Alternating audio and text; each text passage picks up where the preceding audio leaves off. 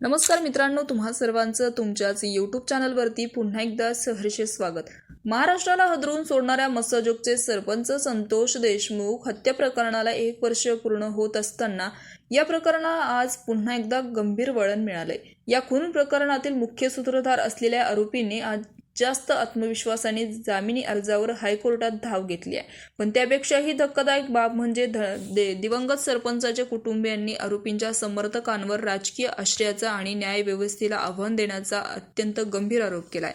वाल्मिक कराड सुटला तरी हत्तीवरून मिरवणूक काढण्याची धमकी दिली जात आहे, असं कुटुंबियांचं म्हणणं आहे.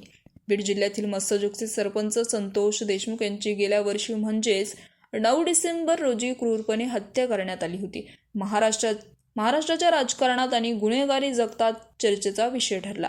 नेमकी घडलं काय, जाणून घेऊयात आजच्या बातमीच्या माध्यमातून. या हत्येतील मुख्य सूत्रधार वाल्मिक कराड यांच्यासह अन्य आरोपींना अटक करण्यात आली आहे.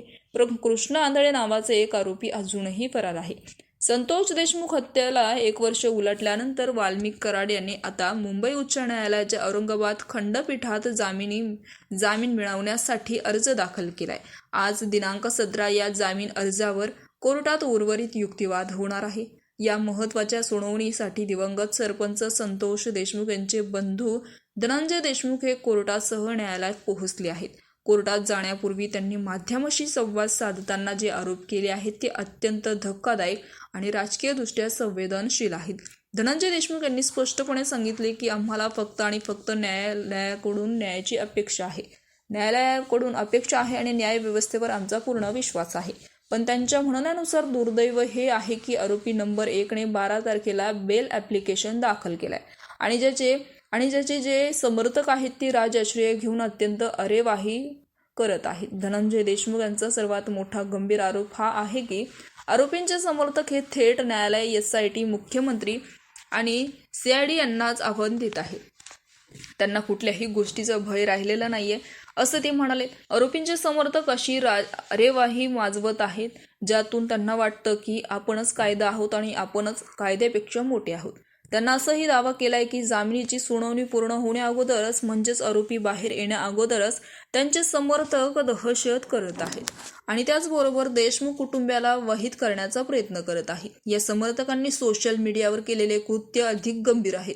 धनंजय देशमुख यांनी सांगितलं की हे समर्थक चुकीच्या वल्गना करणारे व्हॉट्सअप स्टेटस टाकत आहेत, चुकीच्या पद्धतीने इंस्टाग्रामवर रील बनवत आहेत आणि सर्वात महत्त्वाचं म्हणजे आरोपी जामिनीवर बाहेर आल्यास त्यांनी हत्तीवरून मिरवणूक काढण्याची पोस्ट केली आहे. एका निष्पाप माणसाची हत्या झाली असतानाच आरोपींचे समर्थक अशा प्रकारे असामाजिक वागणूक करत असतील तर बीडचे पोलीस काय करत आहेत, असा संतप्त सवाल धनंजय देशमुख यांनी उपस्थित केला.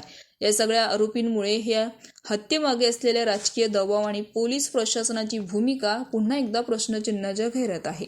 धनंजय देशमुख यांनी मुख्यमंत्री देवेंद्र फडणवीस यांच्यावर विश्वास व्यक्त केला असला तरी आरोपींचे समर्थक ज्या पद्धतीने राजआश्रय घेत आहेत ते पाहता हा केवळ कायदेशीर नव्हे तर राजकीय संघर्ष बनला आहे. त्यांनी शेवटी स्पष्ट केले की कोणीही असा गैरसमज करू नये की देशमुख कुटुंबे एकटं आहे, असंही ते म्हणाले. तर मित्रांनो, याविषयी तुमचं मत कमेंट बॉक्समध्ये कळवा आणि चॅनलला नक्की सबस्क्राईब करा. तूर्तास धन्यवाद. जय महाराष्ट्र.